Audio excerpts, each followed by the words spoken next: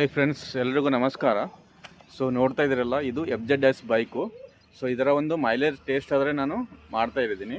So ವಿಡಿಯೋನ ಕೊನೆವರೆಗೂ ನೋಡಿ, ಹಾಗೆ ನನ್ನ ಚಾನಲ್ನ ಸಬ್ಸ್ಕ್ರೈಬ್ ಮಾಡಿ.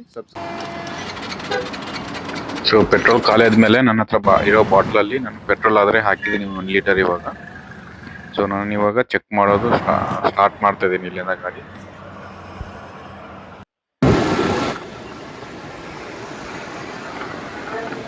ಸೊ ಟೋಟಲ್ 35 ಕಿಲೋಮೀಟರ್ ಆದರೆ ಇಲ್ಲಿವರೆಗೂ ಟ್ರಾವೆಲ್ ಆಗಿದೆ. ಇನ್ನು ಫೈನಲ್ ರಿಸಲ್ಟ್ ನೋಡೋಣ, ಎಷ್ಟು ಕಿಲೋಮೀಟರ್ ಆದರೆ ನಮಗೆ ಟೋಟಲ್ ಮೈಲೇಜ್ ಬರುತ್ತೆ ಅಂತ. ಸೊ ಶೋರೂಮಿಂದ ನಮಗೆ 45 ಕಿಲೋಮೀಟರ್ ಆದರೆ ಮೈಲೇಜ್ ಅಂತ ಹೇಳಿದ್ದಾರೆ.